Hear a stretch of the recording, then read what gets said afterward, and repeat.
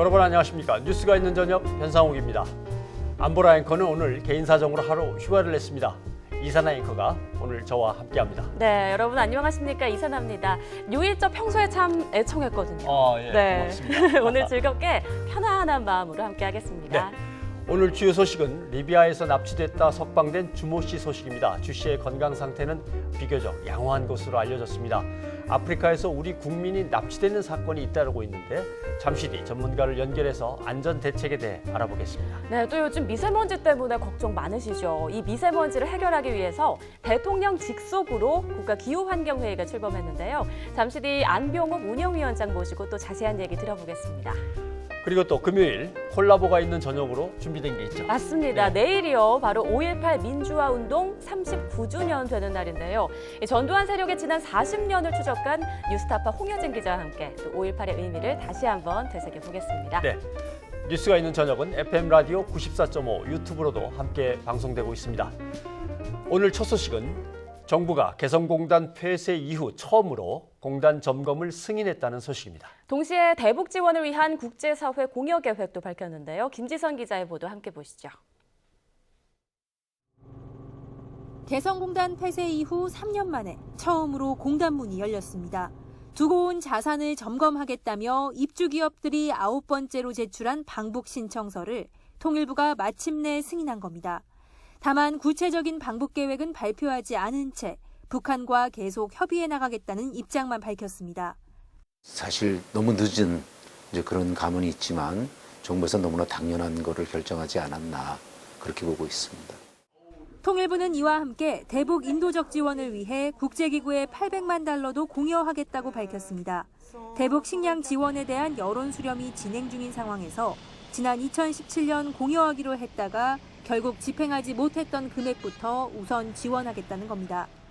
앞으로 대북 식량 지원 문제는 국민의 의견을 충분히 수렴하면서 국제기구를 통한 지원 또는 대북 직접 지원 등 구체적인 지원 계획을 검토해 나갈 것입니다. 두 사안 모두 미국과 조율에 시간이 걸렸던 터라 한층 유연해진 미국의 태도가 반영됐을 것으로 보입니다. 같은 날 동시에 두 사안을 발표한 건 대화 재개를 위한 포석이란 해석도 나옵니다. 두 건 모두 한미 간의 공감대 속에서 이루어졌다는 데 의미가 있고 그만큼 한미 모두 북한을 대화의 탁에 앉히려는 간절함과 의지가 담겨 있다고 분석합니다. 정부의 잇따른 유화적 메시지가 경색된 남북관계에 물꼬를 틀 수 있을지 주목됩니다. YTN 김지선입니다. 네, 다음은요. 리비아에서 무장단체에 납치된 우리 국민 주모 씨가 피랍 315일 만에 석방됐다는 소식입니다. 정부에 감사를 표한 주 씨는 내일 귀국할 예정인데요. 석방 과정에서 아랍에미리트의 역할도 있었다고 정부는 밝혔습니다. 한현희 기자가 전해드립니다. 피랍 315일째. 지난해 7월 리비아의 무장단체에 피랍됐던 주모 씨가 수염이 잔뜩 긴 채로 아랍에미리트 우리 공관에 도착해서 직접 내뱉은 말입니다. 고통스러운 날을 하루하루 세어가며 안전하게 풀려날 날만을 기다려온 겁니다. 함께 피랍된 필리핀인 3명과 달리 자신은 말동무도 없어 3배나 긴 900일가량을 보낸 것 같다며 그동안의 심경도 밝혔습니다. 또 자신으로 인해 여러 사람이 고생하는 것 같아 무척 죄송하고 대통령과 정부에 감사하다고 말했다고 외교부 당국자는 전했습니다.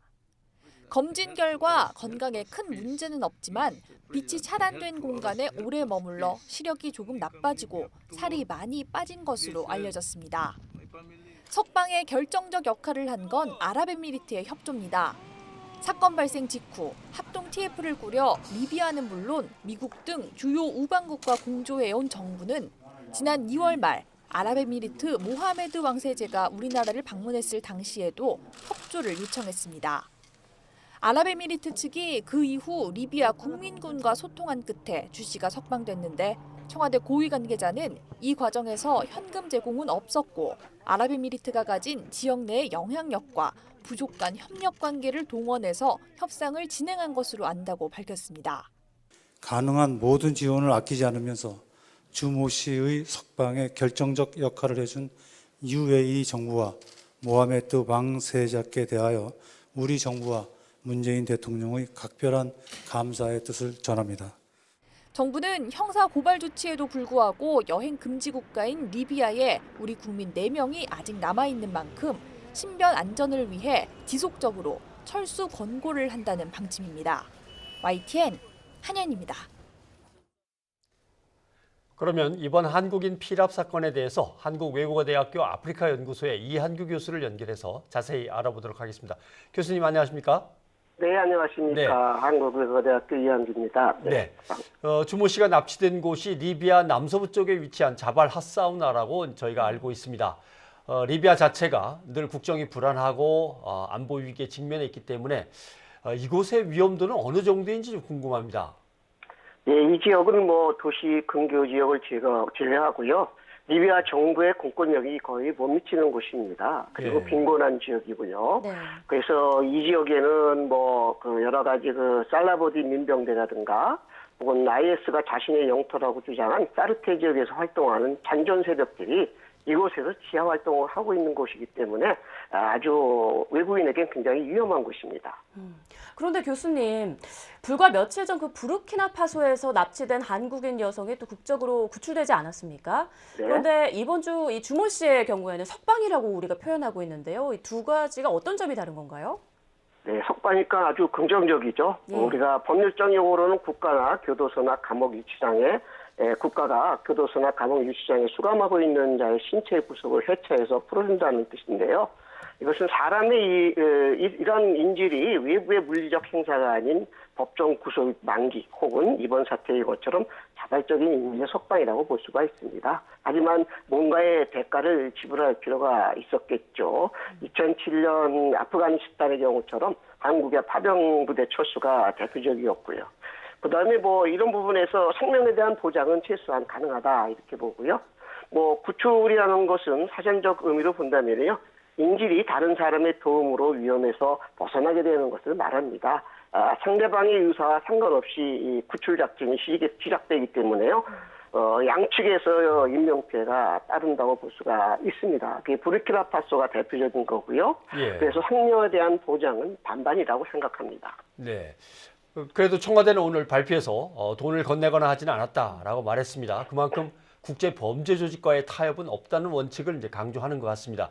근데 이렇게 되면 혹시 국민에 대한 신변 보호가 더 힘들어지는 거 아닌가? 위험이 또 커지는 건 아닌가?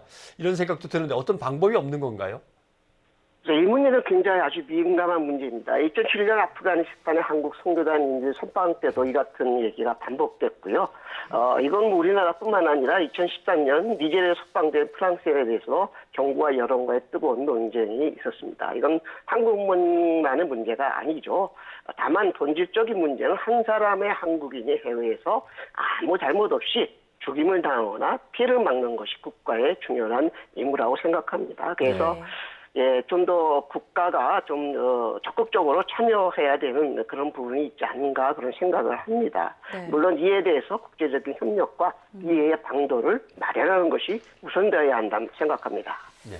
또 우려되는 부분이 있습니다. 현재 리비아에는 그 석방된 주 씨의 직장 동료 등 우리 국민 4명이 또 체류하고 있다고 하던데요. 또다시 이런 사건이 발생하지는 않을까 걱정입니다. 철수 권고에도 이들이 떠나지 않고 있는데요. 어떤 대책이 없는 건가요? 이 문제는 개인의 자유와 국가 책임 문제가 걸려있는 아주 예민한 문제라고 저는 생각을 합니다. 그런데 이번 석방이 정부가 뭔가를 매듭질 수 있는 강력한 대책을 만들어야 한다는 교훈을 주지 않았나 이런 생각을 합니다.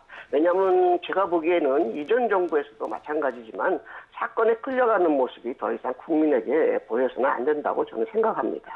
그래서 저는 이들은 사실 모든 자기의 재산과 생명을 걸고 이곳에서 이제 사업하는 사람들입니다. 그래서 이들에 대한 유인책으로 첫째는 위험성을 보다 현실적으로 알리는 것이 중요하다고 생각하고요.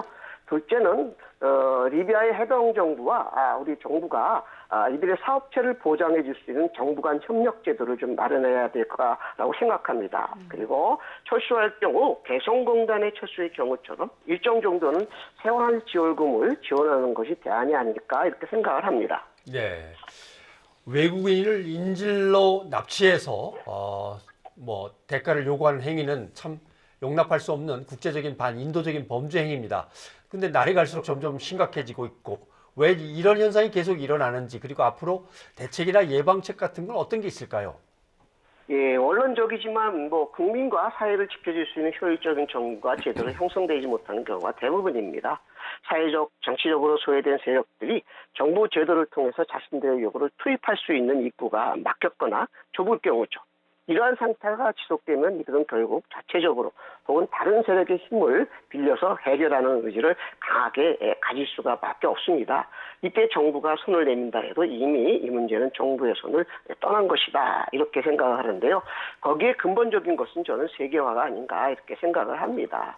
세계화에 잘못된 즉 잘 강요된 그러한 세계화가 문제가 되었기 때문에 물론 이로 인해서 독재 정권이 무너지고 혹은 뭐 사회적인 민주화가 일어났지만은 그러나 저는 선진국들이 보다 이들 사회의 그러한 인프라 문제에 지원과 그들이 발전해왔던 노하우를 조건 없이 제공하는 것이 중요하지 않을까 이런 생각을 합니다. 네, 교수님 오늘 도움 말씀 고맙습니다. 고맙습니다. 네, 감사합니다. 한국외국어대학교 아프리카 연구소의 이한규 교수였습니다. 이사나 앵커. 예. 호스티지 인더스트리라는 말을 들어보셨죠? 네, 들어봤죠. 네. 뉴스에서는 인질 산업이라고 번역해서 쓰죠. 정말 네. 무섭습니다. 그런데 어떻게 이 납치 인질이 국제적 돈벌이 활동이 될 수 있는 걸까요? 통계로 정확히 잡히지는 않습니다만은 전 세계에서 납치되는 사람은 연간 한 12,000명에 이를 거라고 추산을 하고 있습니다. 와, 12,000명 정말 엄청난 숫자네요. 그렇죠. 그런데 예. 과연 이게 전부일까요? 그렇지 않을 겁니다. 사건으로 신고되거나 접수된 숫자만 이 정도 되는 거지 실은 훨씬 많겠죠. 그리고 인질의 몸값도 수억, 수십억을 요구하기 때문에 관련된 산업도 커지고 있습니다. 이 관련 산업이라면 어떤 게 있을까요? 뭐 신변을 지켜주는 경호원 뭐 이런 분야일까요? 그런 것도 있고요. 예. 예. 그다음에 협상 전문가, 변호사, 또 인질의 몸값을 대주는 보험 상품도 보험 생겨났습니다. 상품까지. 예, 그런 게 있죠. 국가가 끝까지 석방을 추진해주지 않으면 결국 이 문제는 가족의 문제로 이제 떠넘겨지게 되거든요. 이번에 석방된 주 씨는 다행히 우리 정부가 외교부, 국방부, 국가정보원을 중심으로 TF를 꾸려서 힘을 써온 결과입니다. 네, 그동안 납치인질 사건이 벌어진 나라들을 보면요. 이젠 대륙을 가리지 않더라고요. 뭐 네. 멕시코, 필리핀, 리비아, 아프가니스탄, 나이지리아, 수단, 콩고, 말리까지 예. 이렇게 위험 국가로 지목되는 나라에 머물거나 또 여행하는 분들 각별히 유의하셔야겠네요. 자, 이번에는 수사권 조정 소식으로 가보겠습니다. 검찰 개혁을 위한 처방이 잘못됐다는 문무일 검찰총장의 공식 입장에 이번에 일선 검사들의 호응이 잇따르는데 검찰 내부 반발이 또 거세지고 있습니다. 네, 검찰에 겸허하고 신중하라고 일침을 날렸던 박상기 법무부 장관은 일단 말을 아꼈습니다. 권담기 기자의 보도 함께 보시죠. 수도권 검찰청 형사부에 근무하는 A 검사는 최근 검찰 내부망에 글을 올렸습니다. 박상기 법무부 장관과 문무일 검찰총장에게 수사권 조정안에 대해 궁금한 것을 묻는 형식입니다. 먼저 정치적 중립을 지키지 못해 문제가 된 특별수사를 비롯한 직접수사를 그대로 두는 이유를 물었습니다. 머리에 종양이 있어 수술해야겠다며 엉뚱하게도 멀쩡한 팔과 다리를 잘라내는 거라고 지적했습니다. 수사권 조정으로 오히려 검찰의 정치적 중립이 후퇴할 수 있다고도 우려했습니다. 이틀 만에 조회수가 10,000건을 넘겼고 동조하는 댓글도 100건 넘게 달렸습니다. 수사권 조정안을 강도 높게 비판한 문무일 총장의 기자간담회 속기록에도 호응이 잇따랐습니다. 일선 검사들의 입장을 공개적으로 대변해줘서 고맙고 국회가 바른 입법권을 행사하도록 할 말은 하겠다는 등 댓글 수십 건이 올라왔습니다. 검찰에 겸허하고 신중하게 논의해야 한다고 경고했던 박상기 장관은 일단 말을 아꼈습니다. 그럼 수사권 조정안에 혹시 정치적 중립성 지킬 방안 빠져있다고 지적이 나왔는데 어떻게 보십니까? 한 말씀 부탁드릴게요. 문무일 총장의 간담회를 계기로 일선 검사들의 반발이 수면 위로 떠오르면서 향후 수사권 조정 논의에 어떤 영향을 미칠지 주목됩니다. YTN 권남기입니다. 네, 검찰도 내부에서 반발이 있지만 일선 경찰들도 가만히 있지는 않습니다. 네, 경남지방경찰청 및 23개 경찰서 직원협의회가 오늘 입장문을 냈습니다. 그 내용을 보면요. 수사권 조정안이 민주주의 원칙에 부합하지 않는다는 문 총장 주장에 대해서 검찰이 수사권을 내려놓고 국민의 통제를 받는 것이야말로 민주적인 원칙에 부합하는 것이다 라면서 맞섰습니다. 또 검찰은 일제강점기부터 100여 년 동안 수사와 기소 권한을 독점해왔다면서 이제는 경찰과 서로 협력 견제해서 국민의 통제를 받아야 한다라고 주장했습니다. 네, 민주사회를 위한 변호사 모임도 문무일 검찰총장의 입장은 침소봉대에 가깝다 비판했습니다. 민변은 문 총장이 경찰 수사에 대한 사법적인 통제 장치가 부족해질 것을 우려한다라는 취지로 주장을 하지만 법률안의 내용을 살펴보면 여러 가지 통제 장치가 담겨 있어서 검찰이 우려하는 정도의 공백은 발생하지 않는다라고 반박했습니다. 이어서 김학의 전 법무차관 사건으로 가보죠. 네, 김학의 전 법무부 차관 구속된 이후 반나절 만에 검찰의 첫 소환 통보를 받았는데요. 결국 출석하지는 않았습니다. 네. 검찰 수사단은 건설업자 윤중천 씨를 불러서 조사하는 등 성범죄 수사에 전력을 다하고 있습니다. 자세한 내용 신지원 기자가 전해드립니다. 억대 뇌물과 성접대 혐의로 구속된 김학의 전 법무부 차관은 구속 이후 첫 검찰 소환에 불응했습니다. 김 전 차관 측은 밤늦게 구속된 이후 아직 구치소에서 변호인 접견을 하지 못했다면서 불출석 사유서를 제출한 것으로 전해졌습니다. 검찰은 김 전 차관이 구속영장 심사에서 건설업자 윤중천 씨와 만났을 가능성이 있다며 관계를 부인하지 않은 점에 주목하고 있습니다. 앞으로 김 전 차관의 진술 태도가 바뀔 가능성이 있다고 보고 조만간 소환 일정을 조율한다는 계획입니다. 이와 별도로 검찰은 윤중천 씨도 다시 불러 사건의 발단이 된 성범죄 혐의를 집중적으로 추궁했습니다. 다만 성폭행 피해를 주장해온 여성이 과거 검찰의 무혐의 처분에 불복해 법원에 재정 신청을 냈다가 기각됐다는 게 큰 걸림돌입니다. 새로운 증거나 범죄 사실이 나오지 않는 한 성폭행 혐의가 없다고 판단했던 당시 법원의 결정을 극복하기 어렵기 때문입니다. 검찰은 일단 여성의 정신과 진료 기록을 토대로 강간치상 등 혐의를 적용할 수 있는지 검토하고 김 전 차관이 가담했는지도 확인할 예정입니다.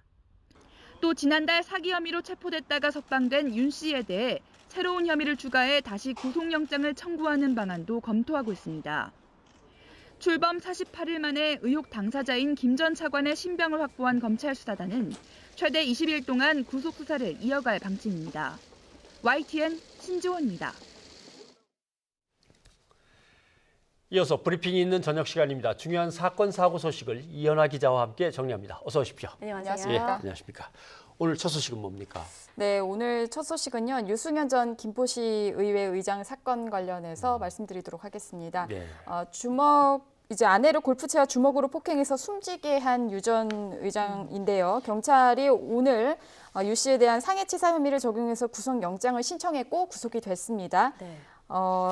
인천지법은요. 유 전 의장이 도주하거나 증거인멸의 우려가 있다면서 구속영장을 발부했었는데 오늘 오전 그 영장 실질 심사가 있었습니다. 네. 그때 출석했던 유 전 의장의 모습을 한번 직접 보시죠.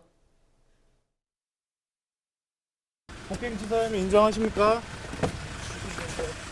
우발적으로 했다고 보기 어려운데 한 말씀 해주시죠. 그 계단이요? 한 말씀 해주세요. 시민분들에게 하실 말씀 없어요? 네, 아내를 살해할 의도가 있었냐, 이런 질문에는요, 고개를 가로저었습니다. 사건을 좀 간략하게 정리를 해보겠습니다. 예. 사건 발생은 지난 15일 오후 4시 57분쯤에 발생을 했고 유 전 의장의 김포시 자택에서 발생을 했습니다. 술에 취한 아내 A씨를 주먹과 골프채로 수차례 때려서 숨지게 한 사건인데요. 유 씨는 사실 범행 이후에 119에 전화를 해서 아내가 숨쉬지 않는다라고 신고를 한 후에 경찰에 자수를 했습니다. 그런데 이 사고 현장에 출동한 경찰 말에 따르면요, 피 묻은 골프채 1개, 그리고 빈 소주병 소주병 3개 그리고 깨진 소주병 1개가 발견이 됐다고 합니다. 다시 사건 내용을 들어도 소름이 끼칠 정도인데요. 네. 유 전 의장은 왜 이런 끔찍한 일을 벌였답니까? 네, 일단 경찰은요, 유 전 의장이 이제 아내와 술을 마시다가 말다툼 끝에 화가 나서 이런 범행을 저지른 것으로 보고 있습니다. 경찰 조사에서 유 씨는 자택 주방에서 아내를 폭행했고 이후 아내가 안방에 들어갔는데 기척이 없었다. 뭐 또 성격 차이뿐 아니라 평소 감정이 많이 쌓여 있었다 등 뭐 범행 동기에 대해서 이런 내용으로 진술을 했습니다. 그런데 아내의 사인이 굉장히 중요한데요. 일단 국가수 부검을 의뢰를 했는데 부검 결과 폭행으로 인한 심장 파열로 밝혀졌습니다. 이 사건을 현재 수사하고 있는 곳이 김포경찰서인데요. 국가수의 A씨 시신 부검을 의뢰했더니 1차 구두 소견입니다. 이때 이제 폭행에 의한 사망 확인과 그리고 갈비뼈 다수 골절된 사실까지 확인했다는 겁니다. 그런데 또 하나 보면 이 골프채에 혈흔이 묻어 있다는 부분인데요. 골프채에 혈흔이 묻어 있다는 것은 뭐 골프채로 아내 머리를 때렸을 가능성이 좀 높아 보이는 건데 현재 경찰은 이제 A 씨에 대한 최종 부검 결과가 나오면요, 유 씨에 대해서 살인죄를 적용하는 방안까지 검토를 하고 있습니다. 그런데 유 씨가 지금 현재 혐의를 받고 있는 건 상해치사 혐의인데 살인죄랑은 상당한 큰 차이가 있습니다. 예를 들어 양형 기준으로 보면요, 뭐 상해치사 같은 경우는 3년에서 15년까지입니다. 근데 살인죄 같은 경우는요, 5년에서 최대 무기징역까지 받을 수 있거든요. 뭐 살인죄 같은 경우 아무리 뭐 보통 초범이다 하더라도 10년 이상이기 때문에 양형 기준에서도 정말 큰 차이가 있어 보입니다. 뭐 지역 사회는 물론이고 전국적으로도 충격이 큽니다. 왜냐하면 지역 사회에서 어떻게 보면 최고의 지도자급에 있는 사람 아닙니까? 맞아요. 지역에서 의회 의장을 지낸 사람인데 어떻게 이런 일이 벌어졌을까요? 그렇죠. 참. 그래서 이제 뭐 유 씨에 대해서 좀 어떤 사람인지를 좀 간략하게 말씀을 드리면요. 유 씨는 2012년부터 14년까지 5대 김포시의회 의장을 지냈던 사람입니다. 그리고 처음 정계에 입문했던 시기는 2002년 김포시 의원으로 당선이 되면서부터고요. 2017년부터는 김포복지재단 이사장으로 활동을 또 해왔습니다. 그런데 이 사건을 좀 접하면서 많은 분들이 시의원들의 이런 범죄가 처음일까라고 또 질문을 던지실 수 있는데요. 처음이 아니죠. 바로 2014년에 한 번 있었습니다. 김영식 전 서울시 의원의 살인교사 혐의로 무기징역형을 선고받은 일이 있었는데요. 그 김 전 의원의 경우 좀 말씀을 드리면 본인이 아주 보좌관 때부터 오랫동안 알았던 재력가가 있었습니다. 67세의 송모 씨인데 이 송 씨로부터 민원 처리 대가로 해서 5억 원을 받았는데 제때 처리를 못하자 송 씨로부터 압박을 받았고 이에 대해서 이제 해결하기 위해서 조선족 팽모 씨를 고용해서 송 씨의 살인을 의뢰한 혐의를 받았습니다. 굉장히 사회적으로 큰 충격을 던졌던 사건이었었고요. 또 작년 12월에는 캐나다 해외 연수 중에 가이드를 폭행한 박종철 예천군 의회 의원도 있습니다. 그랬군요. 함께 산 아내는 그동안 얼마나 고통 속에, 공포 속에 살았을까 가슴이 참 아픕니다. 다음 소식도 사람으로서는 절대 할 수 없는 이 의붓딸 살해 사건이네요. 네, 맞습니다. 그 재혼한 남편과 함께 자신의 친딸 13살 당시 중학생이었던 그 자신의 딸을 살해한 혐의를 받는 친모 39살 유모 씨가 구속이 된 건데요. 유 씨에 대한 첫 번째 구속영장이 한 번 있었는데 기각이 된 지 14일 만에 이제 구속영장이 된 겁니다.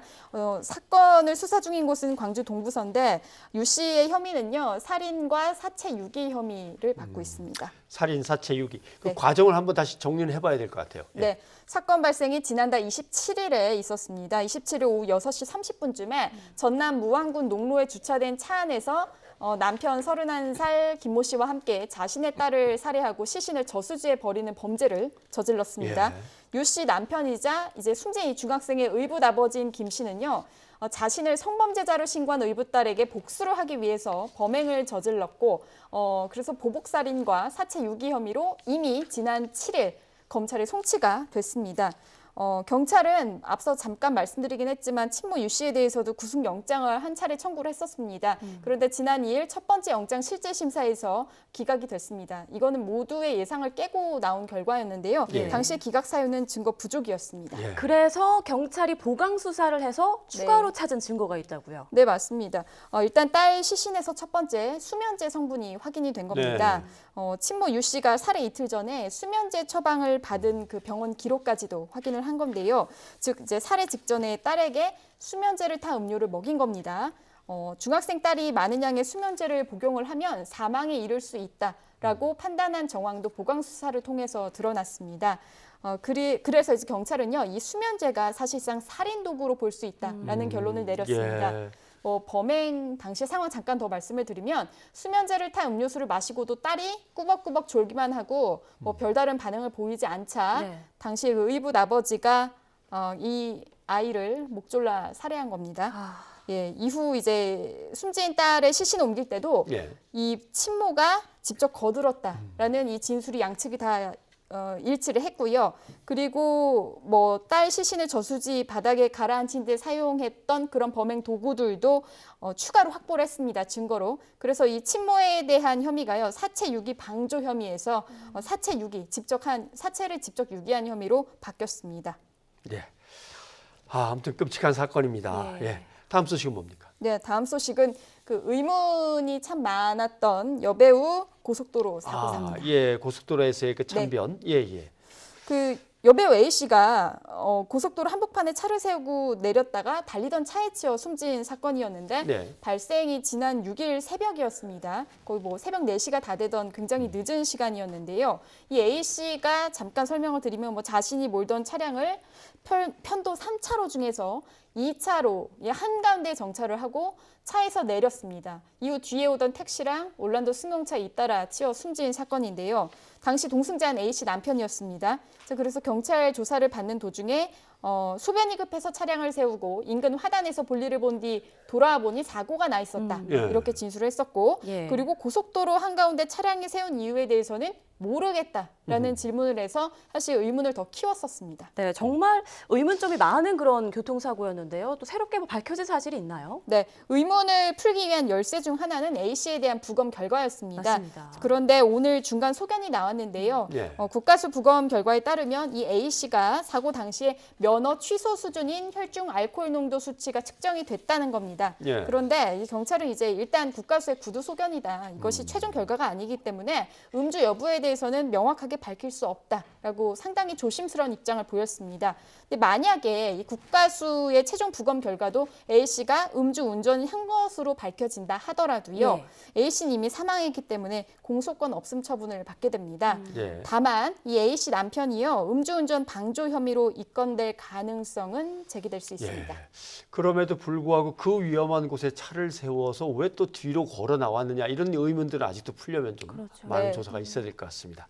네, 이현아 기자 수고하셨습니다. 고맙습니다.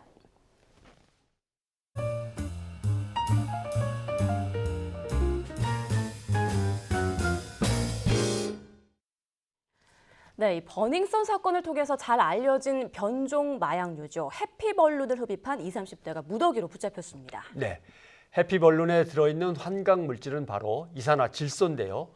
휘핑크림, 첨가물 등 여러 용도로 쓰이지만 환각제의 원료로 더 잘 알려져 있죠. 네, 유통업자들은 이 환각물질 300만 개를 팔아치운 것으로 드러났습니다. 나혜인 기자가 전해드립니다.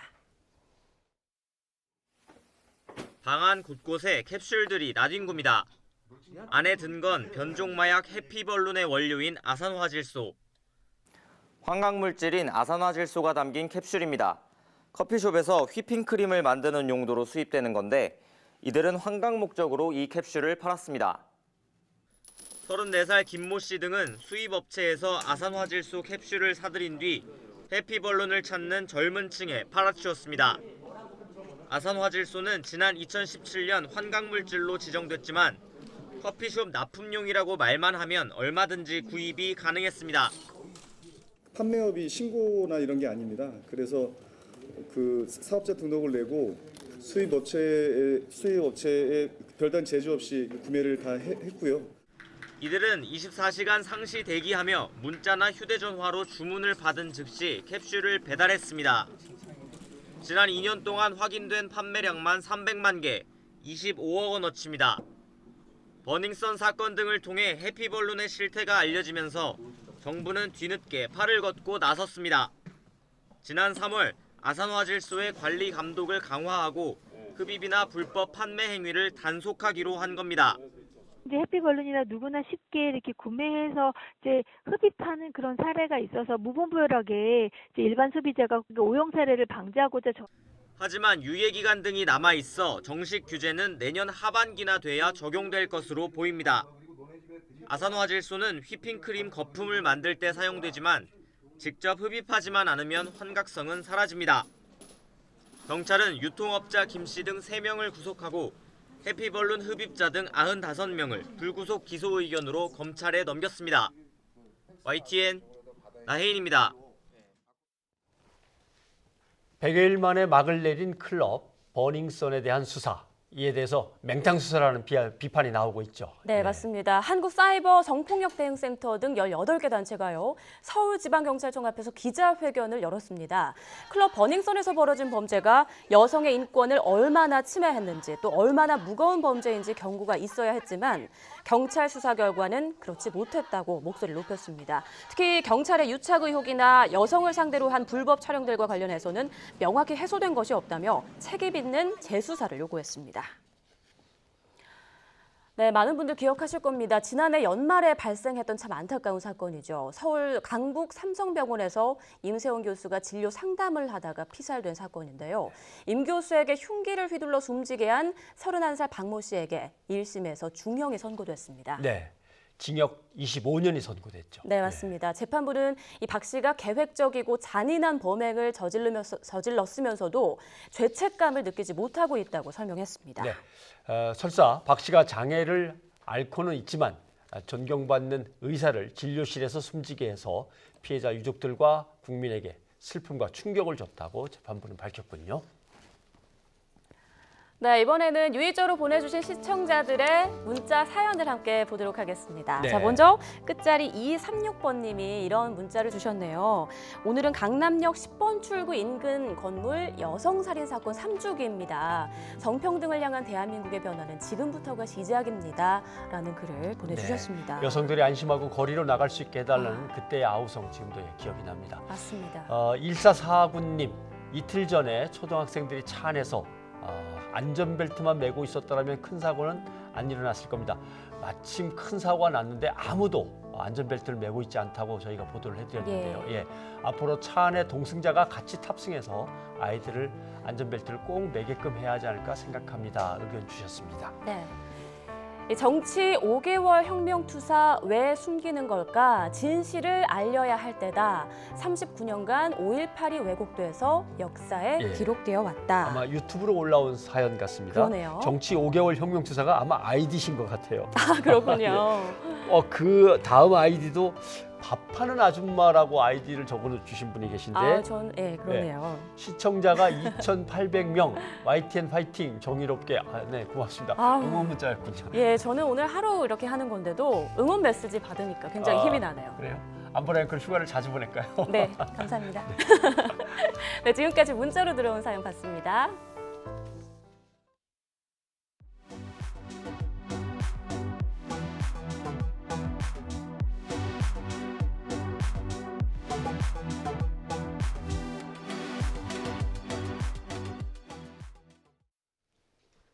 경제가 보이는 저녁 시간입니다. 취업자 증가폭이 석 달 만에 다시 20만 명 아래로 떨어졌습니다. 그래서 4월 실업률은 19년 만에 최고 수준을 기록했다. 이런 보도가 계속 나왔습니다. 우리 사회의 실업률 과연 얼마나 심각한 상황인지 윤석천 평론가와 함께 얘기를 나눠보겠습니다. 어서 오십시오. 예. 안녕하세요. 최근 통계청이 4월 고용 동향을 이제 발표하면서 이 얘기가 흘러나왔습니다. 4월 실업률이 옛날 외환위기 이후로는 최저다. 이제 이렇게 되면 이제 또 공포스러워지는 거죠. 그렇습니다. 이 보도의 내용부터 좀 분석을 해봐야 될 것 같습니다. 일단은 한 19년, 99년, 2000년 이후에는 4월 실업률 기준으로 봐서는 최고 수준인 거는 분명한 팩트입니다. 거기다가 역대 최다 실업자라고 보통 언론들에서 얘기하죠. 한 124만 5천 명 정도가 실업자라고 하니까 우리들 보통 국민들은 걱정이 굉장히 많죠. 이거 나라가 정말 이게 고용 사정이 굉장히 심각하구나. 망하는 거 아닌가. 어떤 분들은 그렇게까지 생각하는 분들이 있을지 모르는데 일단 실업률이라는 게 대체 뭔가를 갖다가 이해할 필요가 있어요. 어떤 경제 지표든지 경제 지표는 완전히 현실을 갖다가 100% 반영하는 경제 지표는 이 세상에 어떤 것도 없습니다. 그걸 발견해내는 사람이 있다면 노벨상을 받아야죠. 노벨상을 갖다가 몇 개를 한꺼번에 줘야겠죠. 실업률에서 의미하는 실업자라는 거는 뭐냐면 일할 의사가 있고 지난 4주 동안 구직 활동을 한 번이라도 한 사람 중에서 일자리가 없는 사람을 얘기하는 거예요. 그러니까 꼭 일하고 싶어서 일자리를 찾아 나섰는데 못 구한 그렇죠. 사람. 그래서 따라서 뭐 구직을 단념한 사람이라거나 아니면 취업 준비생들이 있지 않습니까? 그렇죠. 그다음에 전업주부 같은 분들은 실업률에서 다 빠지는 거예요. 아예 계산해서 예. 빠지는군요. 근데 이게 어떤 문제가 있냐 현실적으로 불황이 계속돼요. 그래서 취업 단념자가 점점점 많아져요. 그럼 이 사람들이 실업률 통계에서 빠지니까 오히려 실업률이 내려가는 현상이 발생할 수도 있겠죠. 그렇죠. 실업률이 오히려 또 떨어지겠네요. 네, 마찬가지로 경기가 호황 국면이에요. 그렇죠. 그럼 지금까지는 구직을 단념했던 사람들이 고용시장으로 막 들어오겠죠. 그러면 실업자가 늘어나게 돼요, 일순간. 예. 그러면 실업률이 오히려 낮아지는 기현상을 보일 수가 있다는 얘기죠. 높아지는 기현상을 보일 수가 있다는 얘기죠. 그렇죠. 예. 따라서 실업률을 볼 때는 그에 비례해서 반드시 고용률을 함께 봐야지 정확한 평가가 그래서 가능하다는 이렇게 얘기입니다. 기자들한테도 실업률 통계가 나오면 다른 네네네. 보조 지표들을 항상 같이 모아서 봐라. 이제 얘기하는 게 그렇습니다. 그거군요. 일단 고용률 통계를 보게 되면은요, 사실은 지난해 4월 분기에서 0.1%포인트 떨어진 건 맞습니다. 예. 그렇지만은 올해 들어서 고용률은 2019년 1월 저점을 찍은 후에요. 예. 계속해서 조금씩 상승 추세를 보이고 있습니다. 예. 4월 고용률은 3월 고용률에 비해서 0.3%포인트 올랐어요. 올랐고. 이렇게 고용률은 오르고 있는데 어떻게 보게 되면 실업률이 높아가는 거는 아까도 얘기했지만 그 실업률이 갖고 있는 불안정 때문에 기인한다. 이렇게 예. 얘기할 수가 있겠죠. 통상 그렇거든요. 예를 들면 네네네. 12월, 1월 달에는 기업들이 사람을 안 뽑으니까 그때 또 상황이 달라지고. 예, 맞습니다. 근데 또 한 2월, 3월 이때 이제 되기 전에 취업 자리를 빨리 알아보려고 사람들 또 몰려 나오고. 네네네, 그런데 그렇습니다. 그럴 때 예. 계절별로 또 달마다 변동이 이제 심한 거죠. 예, 맞습니다. 예. 그래서 이번엔 정부에는 네네네. 뭐라고 얘기를 하냐면 공무원 시험 문제 때문에 네네네. 이게 사람들이 이 공무원 시험에 응시하는 사람 문제 이런 것 때문에 이게 날짜가 엇갈려 갖고 그렇다 이렇게 설명하는데 그것만 갖고 설명하기는 좀 그런 것 같기도 하고요. 그런데 사실은 그 전혀 근거 없는 얘기는 아닙니다. 아니고. 아까도 얘기했지만 취업 준비생들은 실업률 통계에서 완전히 빠져요. 예. 근데 지난해 같은 경우에는 지방직 공무원 원서 접수가 3월 달에 있었는데 원서 접수 3월 달에. 3월 달에 했었는데 올해는 4월 달에 했습니다. 그래서 취업 준비생들이 대거 새롭게 고용시장으로 들어오면서 실업자로 편입이 돼버린 거예요. 그러니까 실업률이 높아질 수밖에 없겠죠. 예. 근데 그게 뭐 별거 아닌 것처럼 생각할 수도 있지만은 사실은 지난 3월에 그렇게 공무원 응시한 원서 하신 분들이 한 20만 명 정도 됐는데 예. 올해는 38만 명이 늘었어요. 이 연간으로 따지면 모르지만 달달로 달달로 따져서 통계를 내려면 확 드러나겠죠. 확 늘어나죠. 예. 그런데 이게 이제 유심히 봐야 될 거는 15세에서 29세 그 실업률을 하고 실업률을 좀 봐야 되겠죠. 예. 실업률이 한 0.8%포인트 정도 올랐어요. 아. 근데 생각보다 고용률도 0.9%포인트 올랐다는 같이 얘기거든요. 올랐어요. 예. 올랐다는 얘기는 뭐냐면은 두 개가 동반 상승했다는 얘기는 취업한 사람도 많지만 새롭게 시장에 편입된 사람들도 훨씬 많다라는 얘기가 될 수가 있거든요. 예. 따라서 정부의 주장이 전혀 근거 없는 얘기는 아니라고 볼 수가 있겠죠. 이 문제는 어떻습니까? 네네. 한국 경제의 허리라고 하면 이제 30대, 40대가 될 텐데 네네네. 이 취업자가 좀 계속 늘어나면서 좀 한국의 어떤 중산층이나 허리가 좀 단단해졌으면 하는 게 이제 바람인데 네네네. 이 부분에서 좀 지지부진하다, 잘 안 나아지고 있다. 이제 이 지적이 나왔습니다. 네, 맞습니다. 그거는 뭐 30대, 40대에서 취업자 수가 줄고 있는 거는 사실이에요. 예. 근데 현재 우리가 다시 한번 생각해야 될 거는 그럼 30대의 고용률은 과연 어떤 변화를 겪느냐를 갖다가 좀 추이를 볼 필요가 있거든요. 예. 지난 19개월을 살펴보면은 최근 19개월이죠. 11개월은 오히려 고용률이 늘었어요. 2개월은 정체 상태고 6개월만 감소를 했다는 얘기입니다. 예. 신규 취업자 수는 계속해서 감소를 하는데 고용률은 늘었다가 정체 상태였다가 줄었다가 어떻게 보게 되면은 정체 상태라고 봐야 되겠죠. 이 얘기는 뭐냐면은 30대 인구가 줄고 있다는 얘기입니다. 30대 인구 자체가 줄고 있다는 얘기예요. 따라서 취업자 수가 줄어들 수밖에 없는 이유가 있는 거고요. 그럼에도 불구하고 30대, 40대의 어떻게 보면 취업자 수 증가가 마이너스로 간다는 얘기는 궁극적으로 한국의 제조업이라든지 도소매업에서 우리나라의 어떤 중추적인 역할, 어떻게 보면 좀 질 좋은 일자리들이 지금 약간 어려움에 처해 있는 건 사실이다. 예. 이렇게 얘기할 수는 있겠죠. 그렇죠. 경기가 네네. 하반 국면으로 내려가는 압력도 세지고 있다고 네네. 계속 보도도 나오고 네네네. 제조업에 역시 질 좋은 일자리가 있는 건 분명하고 예, 맞습니다. 그런 점에서 예, 이제 예. 안타까운 건 있는데 네네네. 지금 말씀하신 걸 쭉 듣고 보면 정말 하나의 통계 자료, 특히 실업이나 취업과 관련된 같은 것들은 시각도 다양하고 네네, 예, 그렇습니다. 보조 자료들도 함께 여러 가지를 살펴봐야 되고 네네. 어렵습니다. 예. 어떻게 이제 읽어내는 것이 바람직한 건지를 좀 요약을 해주셨으면 좋겠는데요. 경제 지표를 볼 때는 반드시 이게 지금 어디랑 비교했느냐를 먼저 봐야 될 거고요. 어디랑 비교를 했느냐. 그다음에 이게 지금 장기적인 추세가 어떤 거냐를 갖다가 추세를 볼 필요가 있어요. 예. 일단 실업률은 아까도 얘기했지만 계절적인 요인들 뭐 이런 변동들을 너무 많이 타니까 차치를 하고서고요. 고용률의 변화를 보면은 우리가 지난 10년 굉장히 고용이 어렵다라고 하지만은 꾸준히 증가세를 이어오고 있습니다. 예. 사실 2018년에는 고용 절벽, 고용 먹고 상황이 최악이라고 얘기를 했는데 그거는 왜 그러냐? 2017년 고용 상황이 워낙 좋았기 때문에 그래요.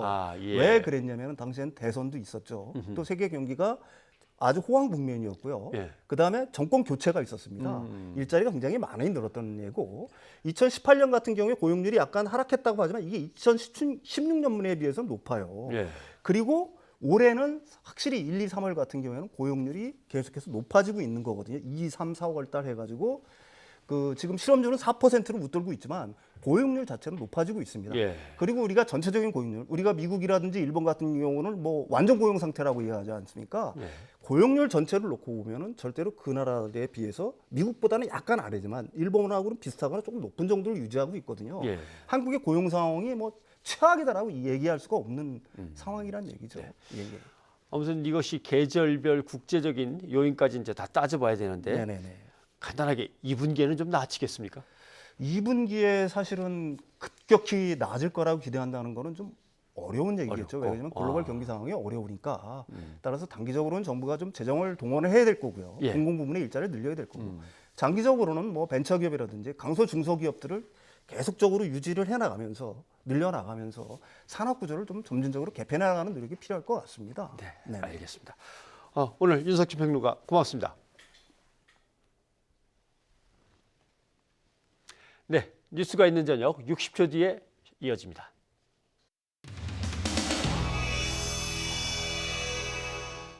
이거 풀으셔야 돼요. 아니, 거꾸로. 삭제하세요.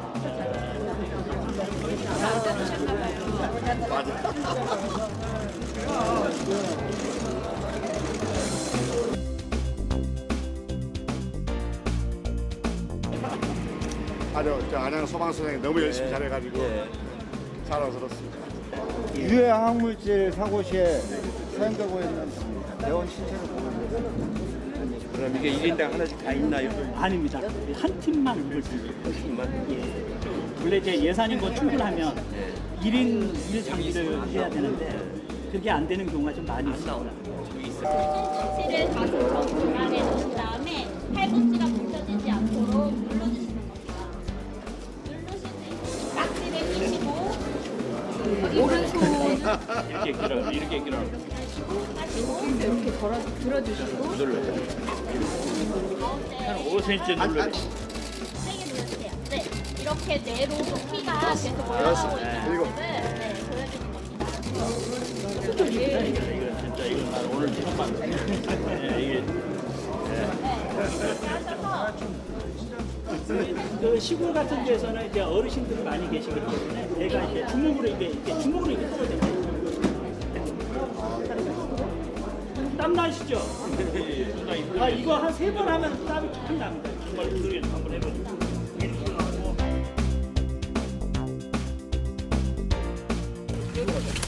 이건 날지. 예, 그 정도 돼. 정리가 됐어. 여기 박수 쳐주세요. 박수 쳐주세요. 박수. 박수 쳐주세요.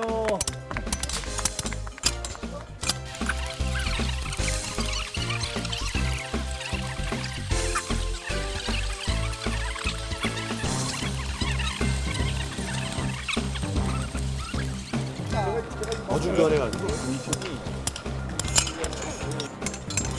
대표님 안 좋습니까? 국민들은 매일 일을 하잖아요.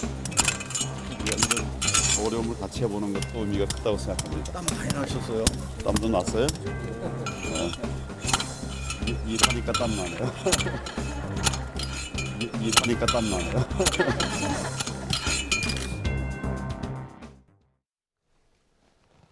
네, 바른미래당 원내대표가 오신환 의원으로 바뀌고 첫 지도부 회의가 열렸습니다.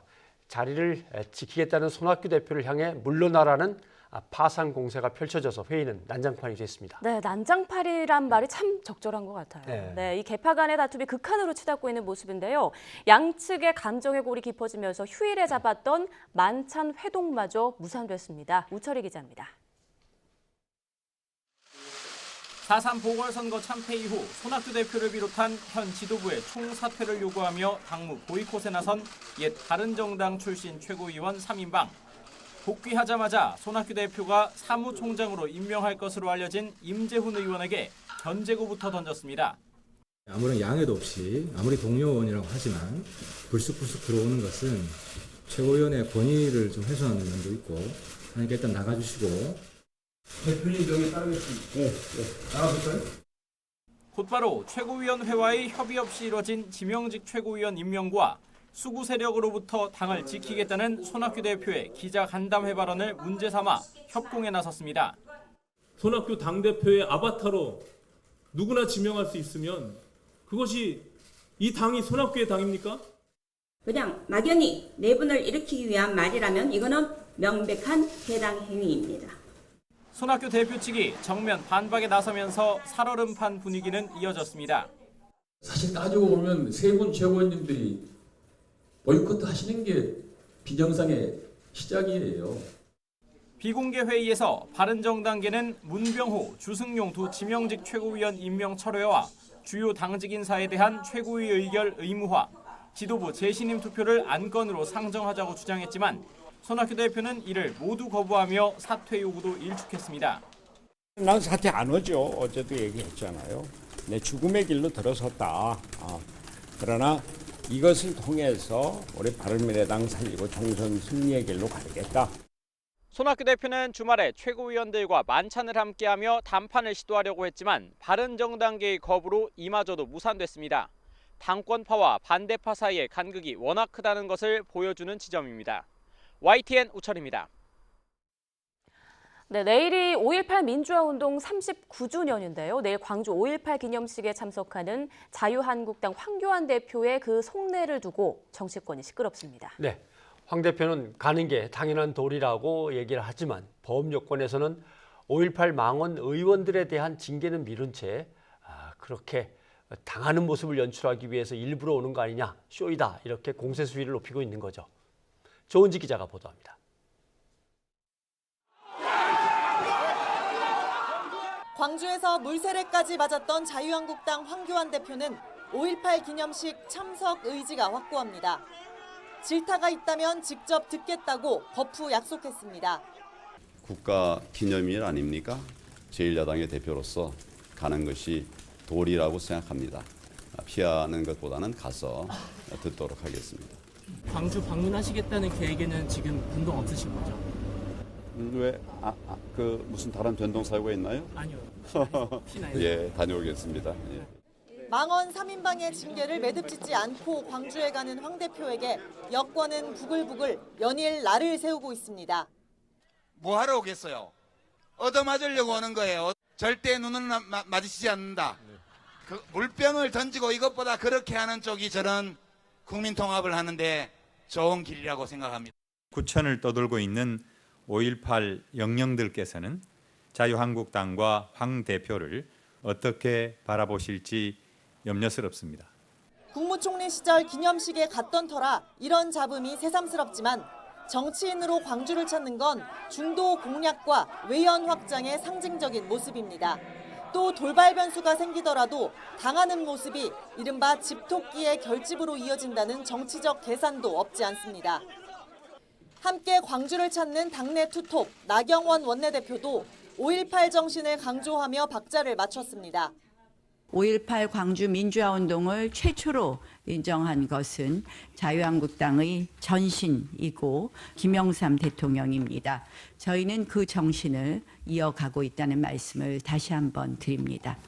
법여권은 5.18 징계를 매듭지으라고 하지만 이종명 의원 제명이 의원총회에서 부결될 가능성이 커 어쩔 수 없는 선택이라는 분석도 나옵니다. 황교안 대표는 진정성을 믿어달라고 호소하지만 여권에서는 5.18을 정치적으로 이용하려는 쇼라고 거세게 반발하고 있습니다.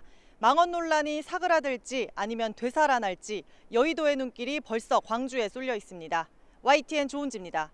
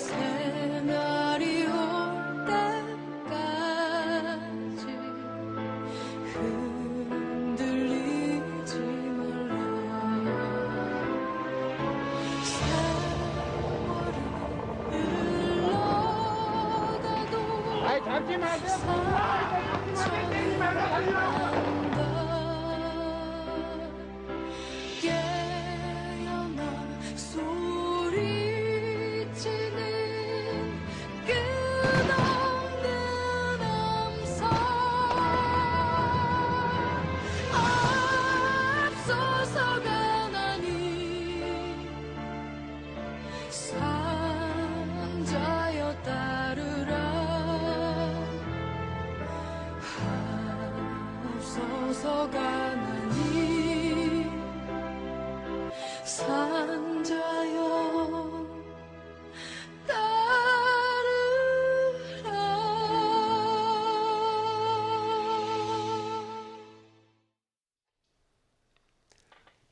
(5.18) 민주화운동 39주년을 앞두고 전두환 씨와 관련된 여러 보도들이 나오고 있습니다.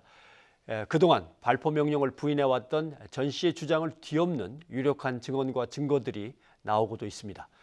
그런데 5.18 광주 학살은 전 씨 혼자서만 자행한 건 아닙니다. 그의 수족 같은 세력들이 옆에 있었습니다. 뉴스타파가 전두환 세력의 지난 40년을 추적했습니다. 자세한 얘기는 뉴스타파의 홍여진 기자와 함께 나눠보겠습니다. 홍 기자, 반갑습니다. 어서 오십시오. 네, 안녕하세요. 이번에 내놓은 기획 보도물이 전두환과 잔당들, 그들은 잘 산다 이렇게 되어 있습니다. 네. 전두환과 잔당들, 그들은 잘 산다. 이 전두환 세력을 취재하게 된 계기는 뭐였습니까? 앞서 잠깐 화면에 나왔지만 올해가 5.18 39주년이고요. 5.18 민주화운동 또 12.12 쿠데타가 40주년이 되는 해입니다. 그러네요. 올해가 좀 의미 있는 해라고 좀 봤고요. 40주년을 좀 맞아서 어떤 방송을 좀 하면 좀 역사의 기록으로 남을 수 있을까 좀 고민이 좀 팀에서 있었어요. 그러던 와중에 저희가 사전 취재 단계에서 전두환 씨를 비롯한 신군부 세력들이 여전히 너무나 떵떵거리며 잘 살고 있다, 막대한 부를 누리고 있다라는 이야기를 좀 듣게 됐고요. 그렇다면 그게 과연 일부만의 일일까, 혹시 전체가 다 그런 것은 아닐까, 한번 조사를 해보자 이런 생각을 좀 하게 됐습니다. 근데 생각해보면요, 97년도에 이제 재판이 한번 있어서 이제 처벌을 한번 하지 않았습니까? 그래서 그때 이제 처벌과 동시에 군인연금도 다 박탈을 했어요. 그래서 그에 비춰봤을 때는 잘 산다는 것이 합리적으로 이제 보이지가 않는데 어떻게 잘 살 수 있었을까? 한번 전수조사를 해보자라고 해서 취재를 시작하게 됐고요. 또 전수조사를 하는 과정에서 이제 이들을 만나다 보면 누군가 한 명이라도 이제 40년이 흘렀으니까 이제 좀 미안하다거나 아니면 잘못을 인정한다거나 이런 발언을 해줄지 않을까 하는 기대감으로 취재를 좀 시작하게 됐습니다. 그런 기대감으로.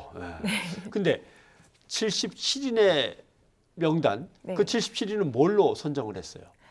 기억하시겠지만 이제 97년도 김영삼 정부 시절 역사바로 세우기 재판에서 처벌을 받았던 사람은 15명에 불과했어요. 15, 또 5.18 혐의 같은 경우는 특히 10명 정도밖에 되지가 않았었는데 저희가 전문가들에게 좀 조언을 구해봤더니 대대장급도 좀 포함을 시켜야 된다. 그 당시에 대대장급은 포함이 안 됐거든요.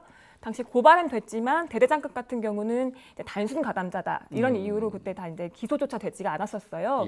하지만 전문가들은 현장 부대에 지휘권이 있던 사람들 같은 경우는 책임자로 봐야 한다. 그래서 저희가 이제 이번에 77인을 추리는 과정에서는요, 대대장급 이상 현장 진압부대의 지휘권을 갖고 있던 사람들을 좀 추렸고요.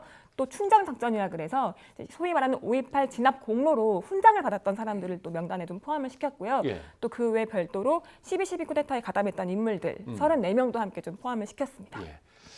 군인이니까 물론 뭐 몇 가지의 어떤 변수는 있습니다만은 사실 돈을 엄청나게 모을 수 있는 직업은 아니고, 그렇죠. 사실, 중간에 또 처벌까지 받고 어떤 사회적인 어떤 권한들을 제한까지 받았다면은 잘 살기는 좀 어려울 것 같은데 정말 잘 살고 있어요? 뭐 이미 제목에서 약간의 언질을 드렸기는 하지만 정말 잘 살고 있더라고요. 그래요. 물론 저희가 안타깝게도 77명 모두를 조사하려고 했지만 이미 현재 뭐 돌아가신 분도 계셨고요. 또 행적이 좀 찾기가 많이 어려운 사람들도 좀 있었어요. 네. 그렇게 해서 저희가 최종적으로 행적이 파악된 사람이 47명이었습니다. 근데 이제 일단 그들이 80년도 5월 그 18일 이후에 어떻게 예. 살아왔는지를 좀 봤더니요. 47명 중 상당수가 50과 그 이후 정부에서 고위 관료 그리고 기업인, 정치인으로 좀 승승장구한 사실이 좀 확인이 됐습니다. 그리고 이들의 현재 거주지를 또 저희가 확인을 해봤어요. 왜냐하면 재산 공개가 되어 있는 사람들이 많지 않다 보니까 이들의 부를 확인할 수 있는 게 또 이제 부동산 아니겠습니까?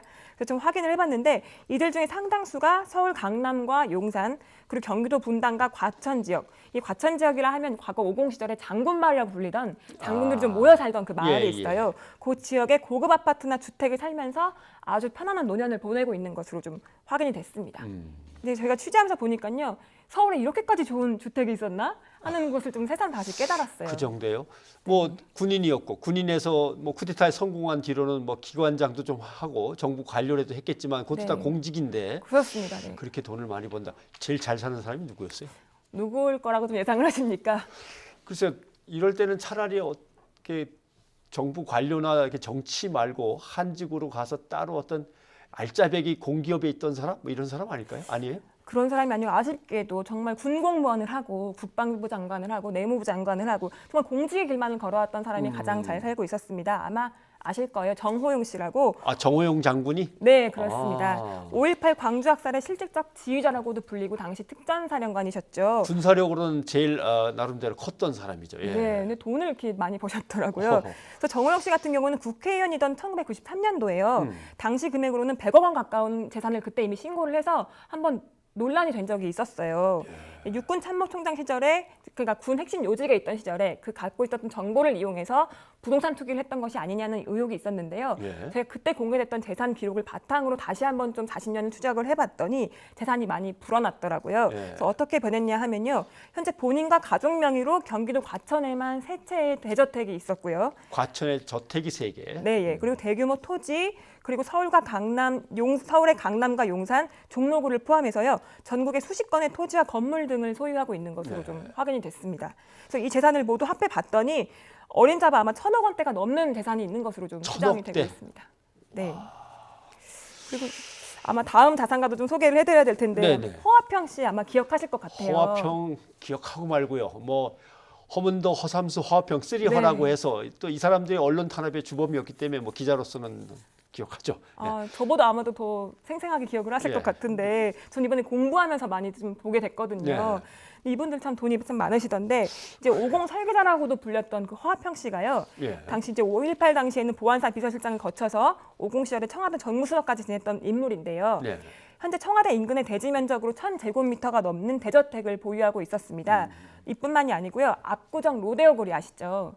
거기도 5층짜리 빌딩을 갖고 있었는데 이게 시가로 50억 원대 달하는 건물이었어요. 이런 것도 좀 보유하고 있었던 걸로 확인이 됐고요. 근데 이 시점을 좀 보면 특이한 게 로데오 거리 빌딩은 80년도에 구매를 한 거고요. 대저택은 88년도. 그러니까 한창 실세로 이제 이름을 떨치던 시절에 구매한 부동산들이었습니다. 근데 저희가 취재 과정에서 만난 인근 주민들이요. 그 청와대 인근에 있는 저택에 살고 있는 그 인근 주민들이 이 건물은 전두환이 준 거야. 이렇게 말씀들을 하시더라고요. 그렇게 좀 인식을 하고 있었는데 전두환 씨가 손이 컸다는 얘기는 많이 듣습니다만은 한번 좀 다시 한번 확인을 해보고 싶다는 마음이 들었고 그 이보다 더 중요한 부분이 있었습니다. 저희가 취재를 하면서 느낀 것 중에서는요. 이 사람이 이 허화평 씨가 현재 미래한국재단이라는 재단의 소장을 맡고 있어요. 대표를 맡고 있는데요. 이 재단이 지금 이 재단도 아까 그 대저택 옆에 있는 청와대 인근에 있는 재단입니다. 그러니까 여론조사라든지 사회정책 연구를 주로 하는 곳이기는 한데요. 이곳을 조사해 봤더니 뿌리가 1983년도에 전두환 씨가 설립한 현대사회연구소라는 곳이 그렇죠. 그 뿌리입니다. 현대사회연구소. 네, 아마 잘 아실 것 같은데 그때 국민의식개혁을 하겠다고 만들어진 사회정화위원회 안에 설립된 사단법인이었어요. 근데 이 사단법인이고 정부 출연 연구소라고는 하지만 좀 들여다봤더니 그 미르재단이라든지 이제 이레재단처럼 기업들로부터 돈을 90억 원이나 좀 걷고 정부 출연금 조금 내고 이렇게 해서 만들어진 재단이었더라고요. 얘기를 쭉 듣고 보니까 이렇게 거리를 지나면서 가졌던 의문, 아, 건물도 참 많은데 이 건물마다 건물주님들이 다 계신다는데 그분들은 참 어디에 사시는 누구신가 했는데 이런 사람들이 주로 또 그런 데 속해 있군요. 네, 맞습니다. 아무튼 얘기를 듣고 보니까 오공비리의 상징이었던 이례재단, 성남 쪽에 가면 있던 거, 그다음에 뭐 박근혜 정부의 미르 K스포츠단 이런 것들이 떠오르긴 하는군요. 유사하네요. 네, 맞습니다. 예. 이때 당시 83년도 당시에 이름을 올렸던 재단 이사들의 이름을 들어보면 아마 낯익은 이름들도 예. 나오는데요. 이명박 전 대통령도 그때 재단 이사로 이름을 올렸고요. 당시는 현대건설 사장의 명분으로 이제 올렸던 그렇죠. 거고 예. 정몽준 현대중공업 사장도 이름이 있었고 이것처럼 유력 기업 인사들이 좀 이사로 참여했던 재단이었어요. 근데 문제는요. 이런 재단이 현재까지 쭉 이어져서 최근 10년 넘게 최측근인 허화평 씨가 이 재단을 지금 운영하고 있다는 거예요. 거의 자신의 것처럼 운영을 하고 계시는데요. 현재는요. 서울 송파구와 경기도 분당, 판교 등의 막대한 부동산을 거느리고 있는 재단이고요. 예. 연구소라고 하지만 지난해 기준 자산이 407억 원에 달하는 곳입니다. 결국 전두환 씨의 50 유산을 그대로 허화평 씨가 물려받아서 현재까지도 이것을 이용하고 있다라고 볼 수 있는 관리하고 있는 겁니다. 건지도 모르겠고. 네, 예. 근데 문제는 또 이 허화평 씨가 방송에 종종 나왔었어요. 예, 방송에도 나오죠. 네, 나와가지고는 5.18 이제 희생자분들의 가슴에 비수를 꽂는 발언들도 좀 하긴 했었거든요. 한번 좀 듣고 가시면 좋을 것 같습니다. 예. 희생자가 용서할 때 가장 아름다운 거예요. 그러니까 늘 가해자만 사과하라. 네. 근데 때로는 피해자도 용서를 할 수 있다. 네. 그렇다고 해서 저 자신이 가해자라고는 생각하지 않습니다. 네. 허화평 씨는 이제 제 기억으로는 전두환 장군이 이제 보안사령관을 맡고 있을 때 쿠데타를 일으킨 건데 그때 이제 보안사령관의 비서실장이죠. 맞습니다. 비서실장이었고 그다음에 혐의가 인정돼서 유죄를 선고받았던 사람이기도 한데 저렇게 근데 뭐 용서를 하려면 뭘 잘못했다고 빌어야지 그거에 대해서 용서를 하는 건데 빌지를 않고 있으니까 용서를 하고 싶어도 못 하는 건데 그걸 가지고 저렇게 자기가 가해자가 전혀 아닌 것처럼 구르는군요. 근데 정말 다들 저러는 건지 다들 내가 뭘 잘못했다고 이렇게 나오는 건지 그래도 뭔가 미안한 표정을 짓는 사람이 있었는지 그것도 궁금해요. 정말 그런 소식 전해드리고 싶었는데 예. 안타깝게도 77명 가운데 단 한 명도 그런 사람을 찾지는 못했습니다. 물론 돌아가신 분 중에서 있었을지는 모르겠습니다만 그런 분은 없었고요. 특히나 저희가 최근에 제가 직접 만난 분이 한 분 있어요. 제가 전두환 씨의 최측근 장세동 씨라고 혹시 기억하시는지? 그럼요. 예, 제가 장세동 씨 구속될 때 그 검찰에서 취재를 하고 있었으니까. 정말요? 예. 그럼 더 감회가 좀 새로우실 것 같은데. 늘 그 007 가방을 들고 왔다 갔다 하고 있었죠. 지금은 되게 백발이 무성한 이제 분이 되셨더라고요. 이분이 이제 5.18 당시에 특전사 작전 참모였고, 그리고 전두환 씨의 경호실장을 거쳐서 안기부장까지 했던 분이잖아요. 그를 이제 저희가 좀 뭐라 그러던가요? 네. 그분이 이렇게 말씀하셨습니다. 이제 저희가 정말 묻고 싶었던 질문, 광주에 갔었느냐, 광주에서 뭘 했냐에 대해서는 답변을 제대로 하지 않고 전두환 씨는 나에게 되게 사랑을 줬던 분이다, 부모와 같은 분이다 라고 말씀을 하시면서 저한테 이런 충고를 하셨습니다. 재밌게들 살아라, 이런 취재하지 말고 재밌게 살아라, 좋은 나라 만들어라, 이런 충고를 하시는 걸 보고 좀 다시 한번 가슴이 아팠습니다. 알겠습니다. 뉴스타파 홍혜진 기자 수고하셨습니다. 네, 감사합니다.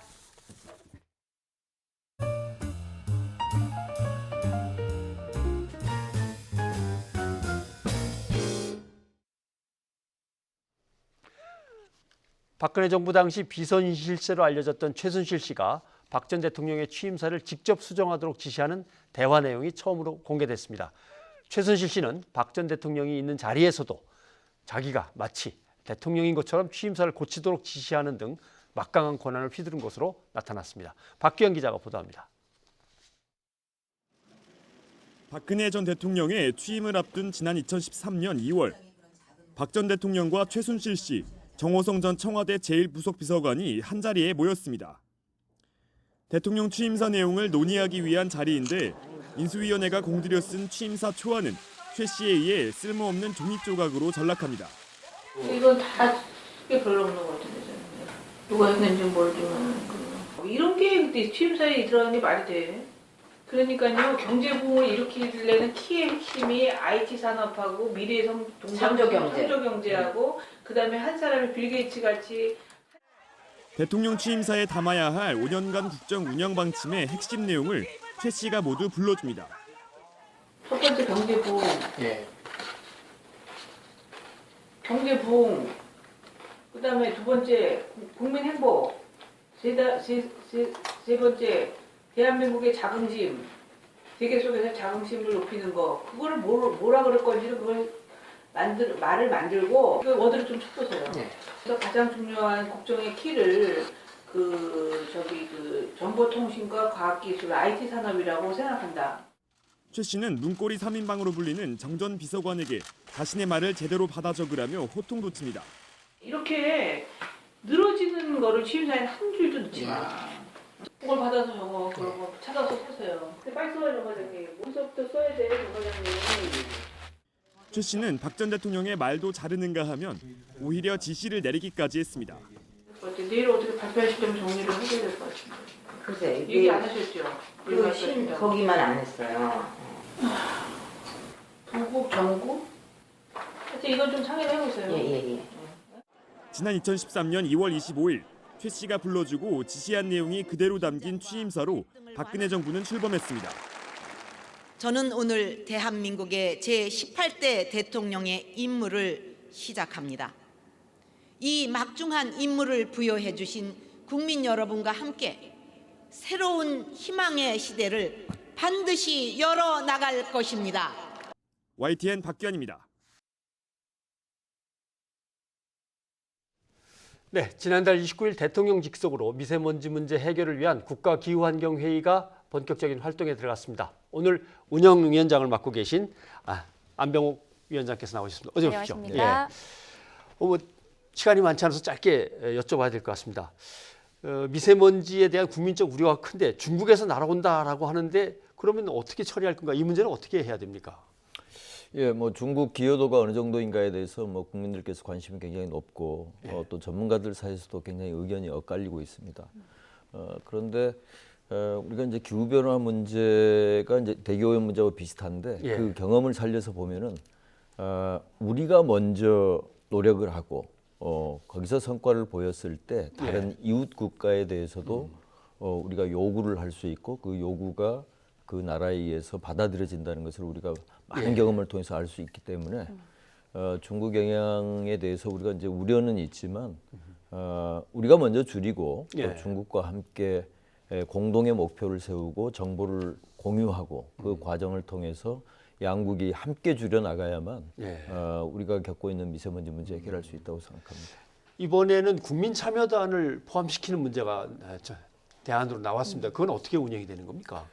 예, 이제 지금까지 이제 모든 정책들이 이제 전문가들 중심으로 제안이 됐었는데 미세먼지 문제는 이제 전문가들의 역할도 여전히 중요하지만 국민들을 대표하시는 분들이 정말 실효성이 있게 현장감을 갖고 현장에서 실행이 될 수 있는지에 대해서 꼼꼼하게 살펴보시고 국민 눈높이에 맞게 그 정책이 수립돼야만 성과를 낼 수 있다고 생각해서 저희가 500분 정도를 모셔서 중요한 의제에 대해서 그분들이 검토하시고 그 결과를 정부 정책으로 제안하려고 합니다. 네, 반기문 전 총장도 참여한다고 하는데요. 그 구성을 좀 알려주실까요? 예, 반기문 전 사무총장, 유엔 사무총장께서 지금 저희 국가기후환경회의 위원장으로서 이끌고 계시고요. 이제 반기문 위원장님을 포함해서 총 44분이 본 회의에 참여하고 계십니다. 그 중에는 7분의 이제 저 부처 장관들도 계시고 또 5개 정당에서 추천된 6분의 국회의원들, 또 산업계, 시민사회 학계, 또 일반 시민을 대표해서 발전소 지역 주변의 이장님이라든가 또 야외 노동자를 대표해서 톨게이트에서 그 수납 업무를 하시는 분들, 다양한 분들이 참여하고 있습니다. 네, 이렇게 나와주셨으니까 뭐 최선을 다해서 활동을 해주실 거겠지만 시민들은 이렇게 좀 도와주십시오라고 하는 말씀이 있으면 이때 좀 당부를 해주시죠. 예, 이 미세먼지 문제는 사실은 우리 생활이라든가 이 생산 활동 모든 전반의 영역에서 비롯된 문제라고 볼 수가 있습니다.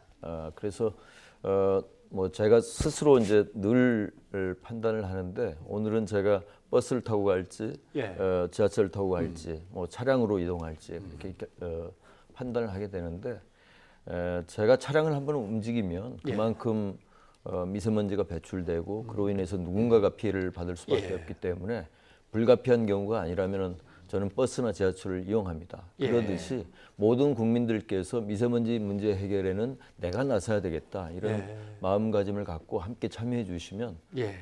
뭐 빠른 시일 내에 이 문제를 해결할 수 있을 것입니다. 예. 그럼 정부 차원에서는 어떤 대책이 필요한지 또 회의에서는 어떤 활동을 준비하고 있는지 마지막으로 좀 알려주시죠. 네, 국민들께서 참여하시려면은 정부가 정확한 정보를 제공하는 것이 가장 중요하다고 생각합니다. 예. 그런데 아직까지는 이제 과학적인 기반 자체가 조금 부족한 면이 있고 불확실성이 있기 때문에 국민들께서 참여하시기가 좀 주저스러운 그런 면이 있는데 그런 부분은 정부가 책임지고 정확한 정보를 제공해야 된다 이렇게 보고 있고요.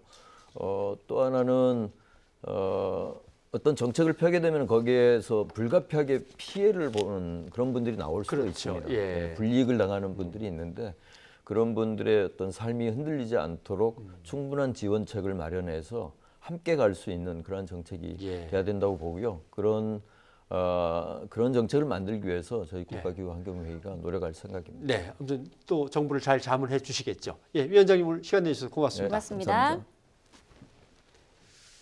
네, 저희가 준비한 순서는 여기까지입니다. 저희는 다음 주에 다시 찾아뵙겠습니다. 네, 고맙습니다. 고맙습니다.